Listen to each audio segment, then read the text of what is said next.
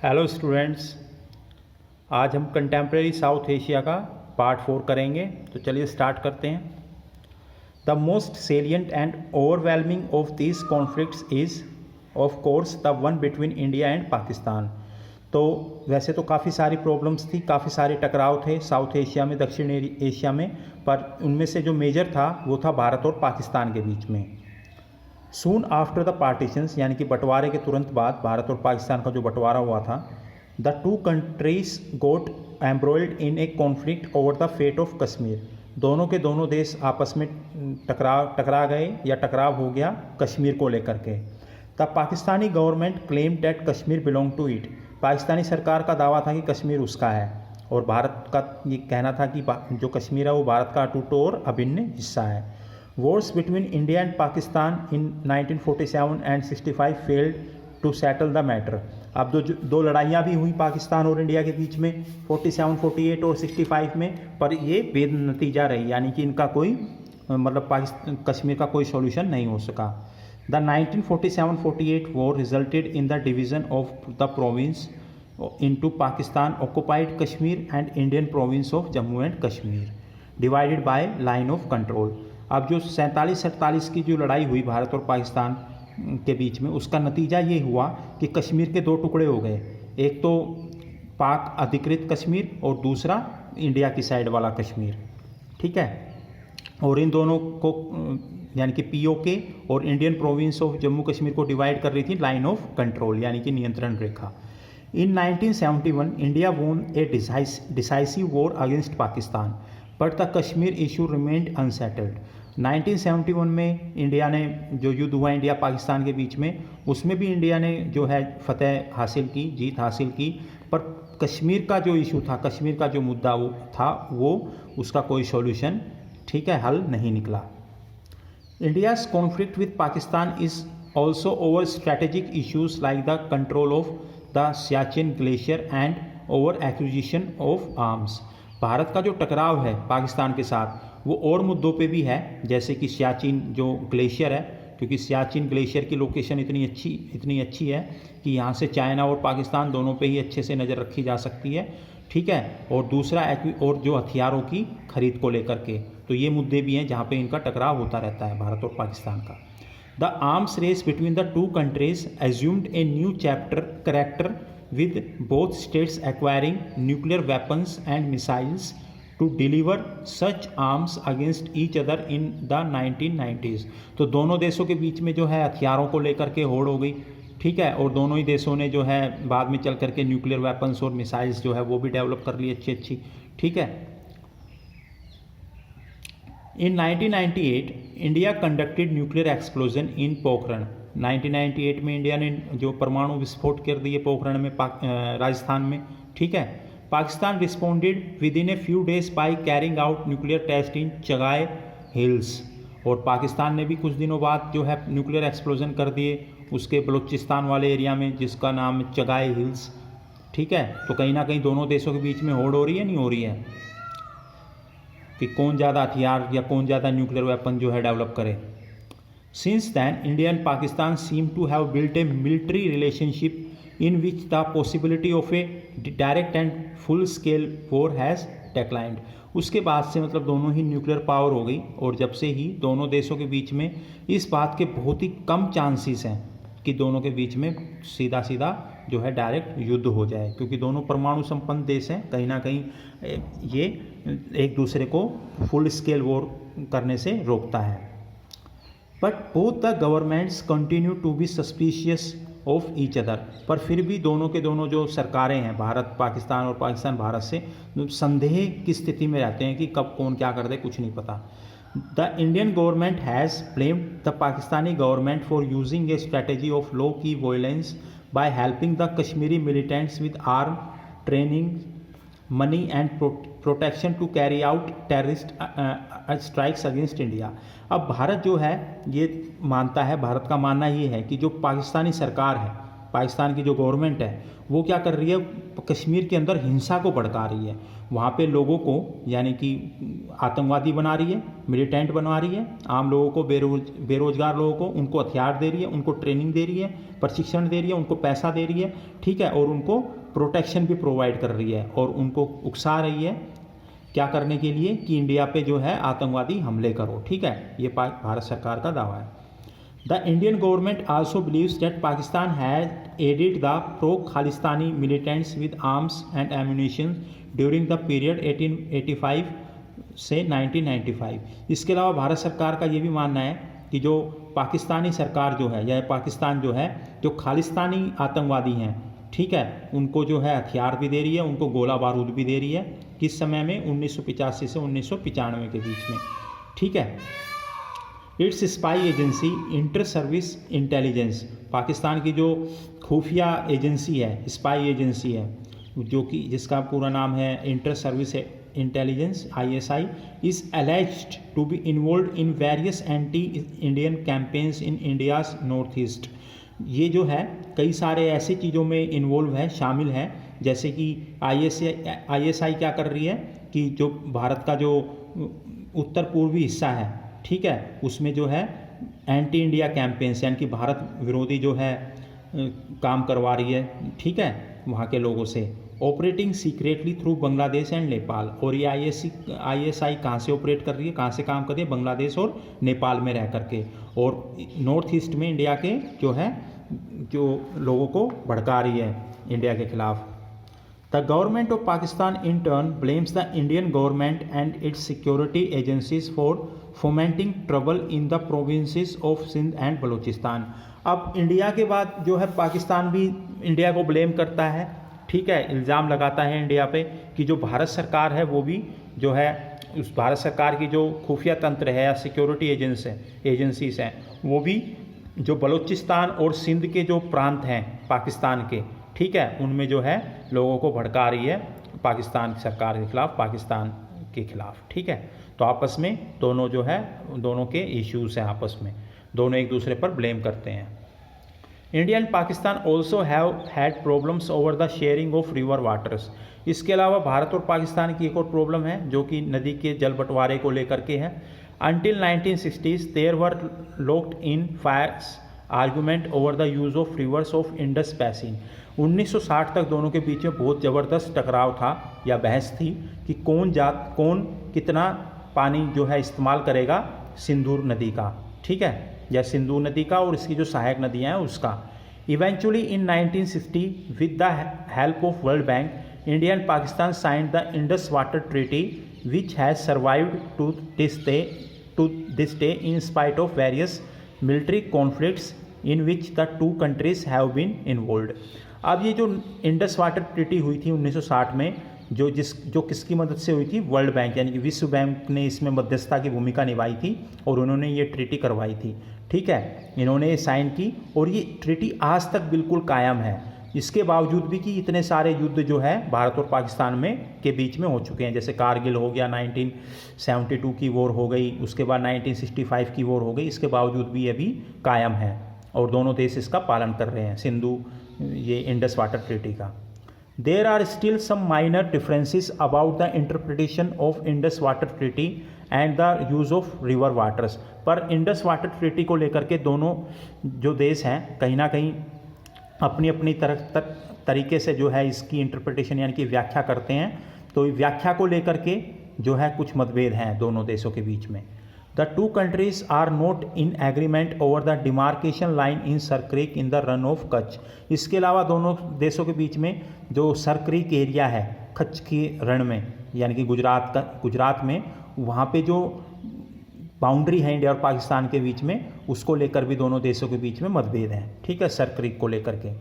The dispute seems minor but there is an underlying worry that how the dispute is settled may have an impact on the control of sea resources in the area adjoining Sar Creek। हालांकि ये जो मुद्दा है ये तो थोड़ा छोटा लगता है पर फिर भी एक चिंता सताती है, वो चिंता ये है कि ये जो मुद्दा है ये कैसे सेटल होगा, और अगर सेटल होगा तो फिर जो समुद्र में जो रिसोर्सेज हैं, ठीक है, संसाधन है उस पे किसका ज़्यादा अधिकार होगा, जो सर क्रीक के आसपास है।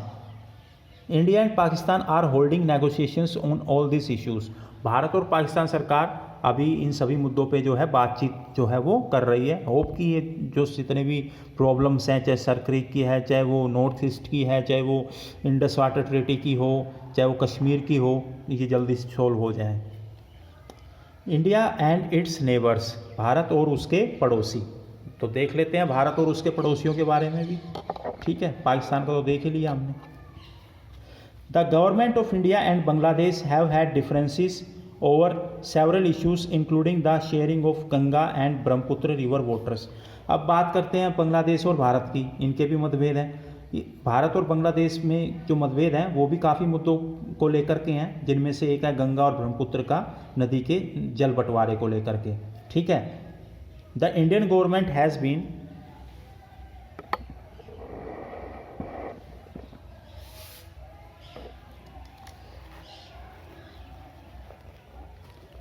Unhappy with Bangladesh denial of illegal immigration to India. अब भारत सरकार जो है एक चीज़ को लेकर के खुश है, मतलब ना खुश है, अनहैप्पी है। वो अनहैप्पी किस लिए है? क्योंकि जो लोग बांग्लादेश से जो अवैध शरणार्थी इमिग्रेशन होता है भारत के अंदर, उसको लेकर के कि बांग्लादेशी लोग जो है वो सीमा लांघ करके और भारत में घुस जाते हैं।